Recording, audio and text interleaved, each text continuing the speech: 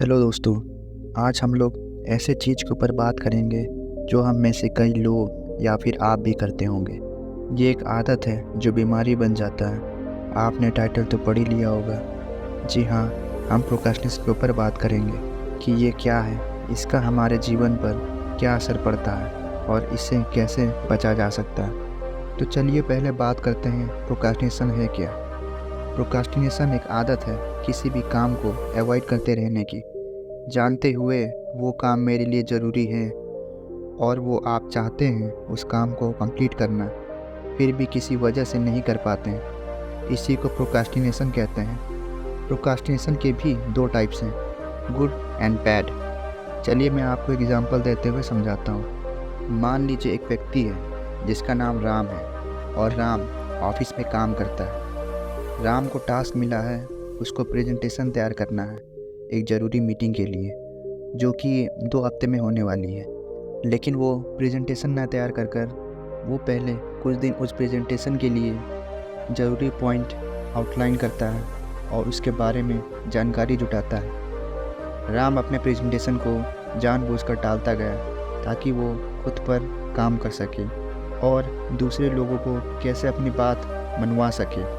और ये सब कर लेने के बाद वो अपना प्रेजेंटेशन तैयार करता है और प्रेजेंटेशन के दिन वो अपने बात को अच्छी तरीके से प्रेजेंट करता है। और दूसरी तरफ राम के दोस्त श्याम को भी सेम प्रेजेंटेशन तैयार करना था और उसके पास 2 हफ्ते होने के कारण वो उस काम को टालता रहा। उसने अपने पहले हफ्ते ऐसे ही निकाल दिए बिना कुछ प्रोग्रेस किए, और दूसरा हफ्ता जब स्टार्ट हुआ तब उसको उस काम को कंप्लीट करने का मन तो किया, लेकिन वो कभी उस काम के प्रति स्ट्रिक्ट नहीं हो पाया। जब प्रेजेंटेशन के लिए 2 दिन बचे थे तब श्याम ने उस काम को जल्दबाजी में किया बिना कोई जानकारी जुटाए, जिससे उसका प्रेजेंटेशन तो बना लेकिन वो इतना प्रभावशाली नहीं हुआ। यहाँ दोनों राम और श्याम एक ही काम पर काम कर रहे थे, लेकिन राम की प्रोक्रास्टिनेशन ने उसकी मदद की ताकि वो अपना प्रेजेंटेशन को बेहतरीन कर सके, जबकि श्याम के प्रोक्रास्टिनेट करने से उस पर दबाव पड़ा और उसने जल्दबाजी की, जिससे उसका प्रेजेंटेशन इतना प्रभावशाली नहीं बना। अब आपको गुड एंड बैड प्रोक्रास्टिनेशन दोनों के बारे में डिफरेंस तो पता चल गया होगा। हम में से कई लोग गुड वाले को तो नहीं पर बैड वाले को ज़रूर फॉलो करते हैं। इसीलिए मैं जो भी बात करूँगा वो बैड प्रोक्रास्टिनेशन के ऊपर होगा। प्रोक्रास्टिनेट करने की वजह से हमारी लाइफ वो नहीं होती जो हम चाहते हैं। चलिए अब बात करते हैं प्रोक्रास्टिनेशन के इफ़ेक्ट के बारे में। इसका हमारे जीवन में क्या इम्पैक्ट होता है। नंबर 1, स्ट्रेस का बढ़ना। किसी भी काम को टालते रहने से कुछ समय के लिए तो अच्छा लगता है, लेकिन उस काम का डेडलाइन पास आने पर हम स्ट्रेस में हो जाते हैं और जल्दबाजी करने लगते हैं, जिससे हमारे काम में असर पड़ता है। Number 2, limited beliefs. काम को टालते रहने से और ऐसा बार बार करने से आप अपने विश्वास को खुद पर से खो देते हैं। उसकी वजह से आप अपने आप से ज़्यादा एक्सपेक्ट ही नहीं करते, जिससे आपकी सोच भी लिमिटेड हो जाती है। Number 3, missed opportunities. प्रोक्रास्टिनेट करने की वजह से आप अपने जीवन में कई अपॉर्चुनिटीज़ खो देते हैं, क्योंकि अपॉर्चुनिटीज़ को ग्रैब करने के लिए तुरंत एक्शन लेना पड़ता है और आपका टालने की आदत आपको सही समय में उसे ग्रैब करने ही नहीं देगी। Number 4, low quality of work. ये बात आप ज़रूर जान लीजिए, जब कोई भी काम जल्दबाजी या कहें स्ट्रेस पड़ने से की जाए, उस काम में हमेशा creativity, attention to detail and overall quality में फ़र्क पड़ता है। Number 5, losing precious time. हमारे पास जो लाइफ है वो एक ही है, इसी में आपको अपने ड्रीम्स एंड गोल्स को अचीव करना पड़ता है। इसीलिए प्रोक्रास्टिनेट करना समझदारी वाली बात नहीं है। जितना हम प्रोक्रास्टिनेट करेंगे उतना ही हम अपने ड्रीम्स एंड गोल से दूर होते रहेंगे। इस कीमती समय को व्यर्थ न करें। जो समय चला गया वो कभी नहीं आता। हमारे जीवन में और भी बहुत सारे इम्पैक्ट पड़ते हैं प्रोक्रास्टिनेट करने से। ये सब कुछ मेन पॉइंट्स हैं जो मैंने आपसे शेयर की।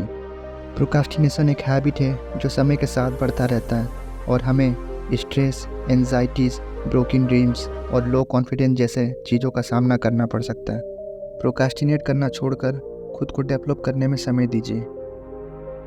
अब हम बात करते हैं कुछ पॉइंट्स के बारे में जो हम कर सकते हैं अपने प्रोक्रास्टिनेशन के हैबिट को ख़त्म करने के लिए। इसीलिए आप लोग ध्यान से सुनिए और इसे ज़रूर फॉलो करिए। Number 1, over thinking. आप जितने समझदार होंगे उतना ही उस काम को टालेंगे। कोई भी काम स्टार्ट करने से पहले ही आप अनुमान लगा लेंगे कि ये काम में आपको मेहनत ज़्यादा देना पड़ेगा, इसीलिए उस काम को अवॉइड करेंगे।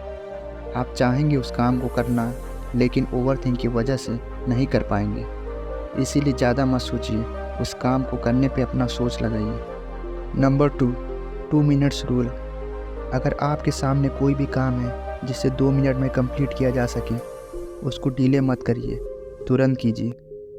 जैसे मेल चेक करना हो, टेक्स्ट का जवाब देना हो या कुछ काम को शेड्यूल करना हो। जिन भी काम में 2 मिनट से कम का समय लगे उसे तुरंत करें, क्योंकि छोटे काम करने से भी मोटिवेशन मिलता है और कॉन्फिडेंस भी, जिससे आपको बड़े काम करने में भी मदद मिलेगी। Number 3, take a short break.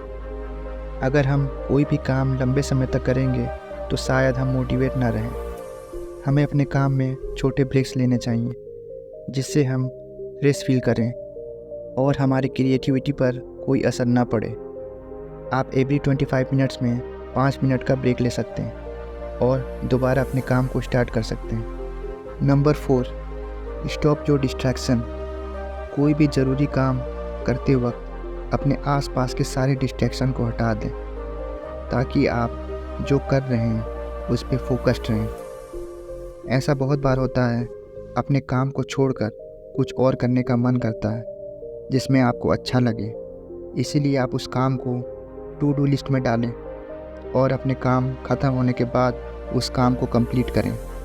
Number 5, stop being perfect. हमें हर चीज़ परफेक्ट चाहिए होता है, पर इस दुनिया में कुछ भी परफेक्ट नहीं है। परफेक्ट जैसा कोई चीज़ नहीं है।